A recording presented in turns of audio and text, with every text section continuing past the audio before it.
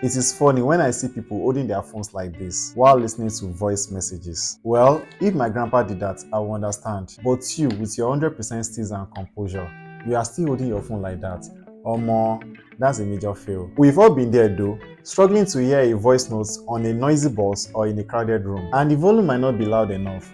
Or worse, putting your phone on loudspeaker for everyone to hear. Did you know that your smartphone has a feature that can make listening to voice messages a lot better? It is called proximity sensor. This tiny sensor is usually located near the top of your phone screen. Simply place your phone on your ear like you are making a call, and the proximity sensor will detect your ear and automatically switch to earpiece mode, providing a clearer and more private listening experience. You don't need to let people know you are listening to a voice message. The good thing is that this feature is available on Android and iOS phones. So the next time you are trying to listen to a voice message, remember to use the proximity sensor. Share this with a friend who needs to hear this too. Until next time, stay composed.